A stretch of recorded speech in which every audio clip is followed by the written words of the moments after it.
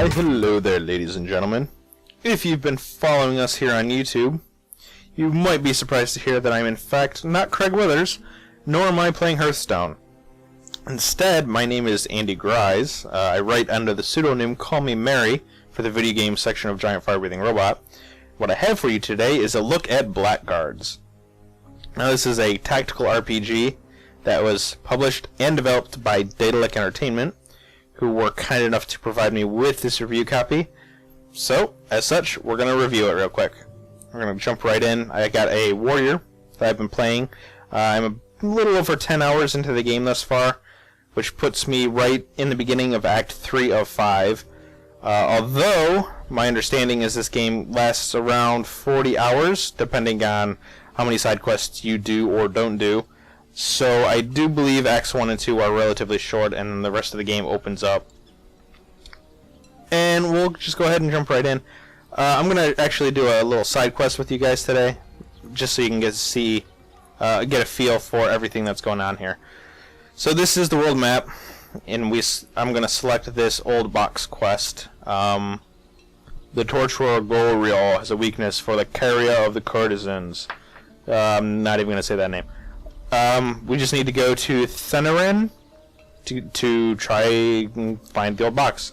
So we are down here in Mengbilla. You can see this is the little party indicator. We need to get all the way up there. It's actually really easy to do so.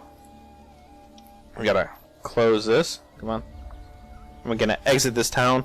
There are hotkeys for all of these things, but I just bought a new mouse and a new mouse pad, so we're doing it all with the mouse. Alright. Now this is the overworld map. You can see it's nice and rustic, and you get like little creases.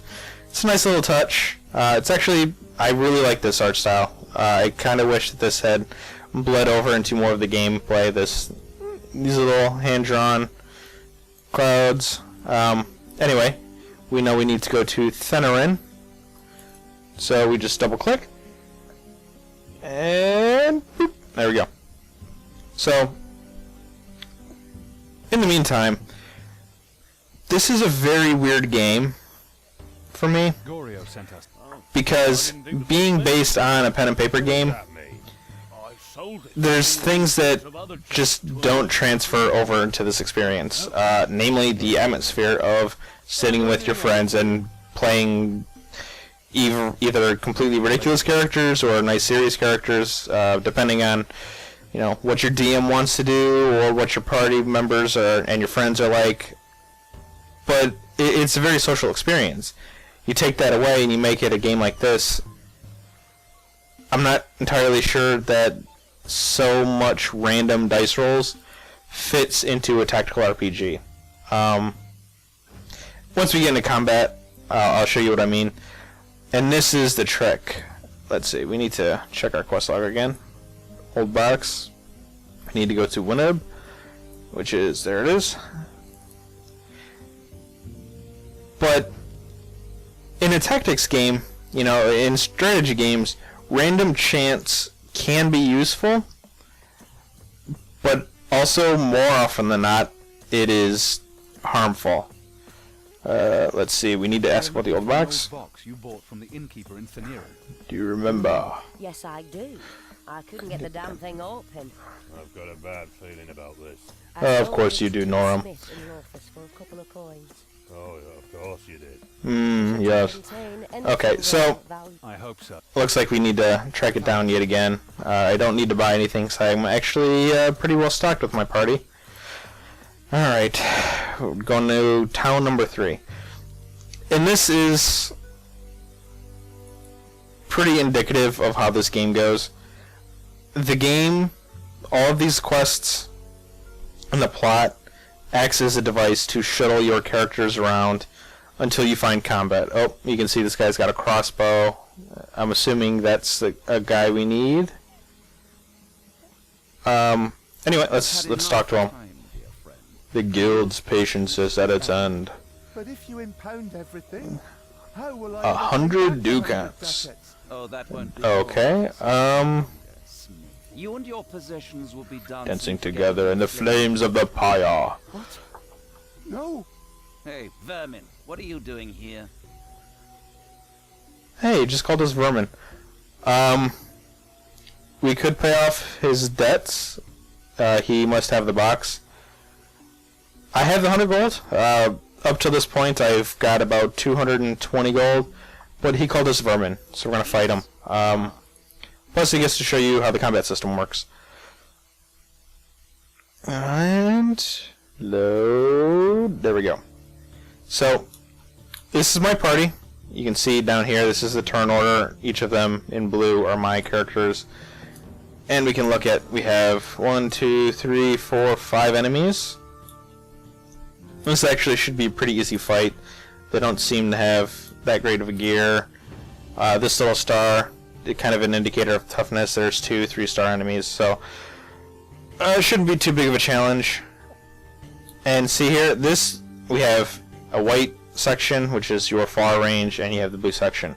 The blue section just indicates how far you can walk and still take an action. So this guy has a spear, Takate, so I can attack him, and you can see 95% chance to hit. If you right click, you can open up this radial dial. If you have spells, there's like offensive spells, buffs, healing, debuffs. He's a fighter. I actually have 3 fighters. These 2 are fighters and these 2 are mages. And let's see, he has feint, 95% chance, targeted stab, 95% chance, and death blow, 95% chance. Okay, we're going to do this because it can cause 2 wounds. There we go. So now this guy, wounds are actually very dangerous in this game because, as you can see here, when I mouse over, he has a -4 to 6 different stats because of that one attack. Which, even if he survives, you know, because I'm only a third of his life down now, he suffers a penalty for pretty much everything, which makes him that much easier when a target for the rest of my party. So, I'm going to want to try to keep him back because we can see there's this guy here. This guy, I'm not sure if he'll come this way or this way. This guy, I'm sure, will come down here. So I'm going to actually put Norum here. I can run him out further, but I want to keep a guy here because he's got a bow and arrow, and I don't want him to run away and start shooting at us, even with that -4 penalty. So he's going to wait. Second character. So this is Aurelia. She's a mage, so I can actually cast a spell. She'll move up. I believe I have line of sight. So she is a witch. So I have Caster Bile. I could do Wrath of the Elements. We're going to do Witch's Bile. And we'll do this. So we're just barely in range. We're going to do level 2, 94% chance. Boom, 6 damage. Didn't get the stun like I would have wanted, but that's fine. I'm actually not worried about it. I'll have my... He is my healer. I put ranks into his healing spell, so I just like to keep him with as much energy as possible. And I'm just going to run this warrior all the way up here. Yeah, there's that guy. Norum for the dodge. And one more. Ooh, treasure chest. Okay. I'm hitting V right now, which allows you to see anything you can interact with. It highlights, and there's actually not a single thing on this map. That's disappointing. So this is just an aesthetic piece. As much as I would love to go walk over and open the giant skull chest, not an option today. So I'm actually going to use him again. I'm going to move him over here, and because the dwarf is short and this guy uses a spear, I can actually attack over him, which is a handy little trick. 95% chance and wound to that guy. Let's see. Okay, so here is like the first example of a significant change. So his normal attack is 85. I can do a knockdown for 55 or a power blow to add 5 points of damage for 60% chance. And this, in normal combat, that's fine. This, you know, you're just doing dice rolls behind, even in games like, you know, any other RPG, you have a hidden dice roll. But things start to get compounded, especially where the skills, your spells are concerned. Aurelia? Let's see, let's do a Wrath of the Elements now. 7 to 12, knockdown. Yeah, I don't care. My guy's strong enough. He's got 45 HP, and he only took blast damage. Excellent. Zerberin, let's see. He's wounded. Those guys are knocked down, but they won't do anything. So I'm just going to cast a fireball. Let's see, so I can cast a level 1 or a level 2. We'll do a level 2. Gotta get that extra damage. Alright. This guy, 100% because he's knocked down. Alright. Power blow for the win. Okay, 6 damage. Alright. That was disappointing. And now we're sitting here dodging. And honestly, guys, this is everything. This is the entire combat system. And it's slow. And even though it is a strategy game, I'm not feeling like I'm being strategic. I'm just standing here and, okay, I'm going to poke him. I have a high enough chance to hit. Okay, I'm gonna cast a Witch's Bile at this guy. There we go. And there's, based on the Steam page, there's nearly 200 different battlefields, which is cool, but the actual combat is not interesting enough to keep me hooked on this game. And that's one of the problems with transitioning a D20 game into a video game. The D20 game, you have that atmosphere of being with your friends, and you have the storytelling potential, and you have ultimate creativity because you have a person that can make things up on the fly, as opposed to having a pre-programmed plot with, you know, if you die, I can actually show you. I can't save in the middle of this battle. I can just start it over. The very first option, and if you die, it just shows you this. It's the DM in a tabletop game will kind of work around how you do and, you know, push you down a specific path. You know, they might feign actually creating a lot of uniqueness, but at least you have the appearance of doing that. This, oh, Aurelia's out of mana. Okay. So she has 2 daggers, so I'm going to actually run her up and poke. Alright, 65%. And see, at this point I really cannot lose. These guys are almost dead. I have 5 party members, and they're pretty much all on full health. But, like, I cannot speed this up. I just have to sit here and poke and poke and poke. So it just makes the game very, very long. And the only reason, you know, I came very close to quitting trying to review this game a while ago, because there's a series of battles where you have to do 9 consecutive battles that just, it's this. And I don't want to do this. I mean, there's so many great games, so many better games, so many, you know, if you want a humorous game, you can do that. If you want, oh, free strike. And this doesn't offer anything super unique or interesting. Quite the contrary. It's ultimately it's boring, which is the worst thing you can really say about a game, I feel. Oh my god, just die. I'm starting to get a little frustrated because... Oh, and there we go. Spell just failed. This is something that is obviously a tabletop system. Poke, poke, poke, poke.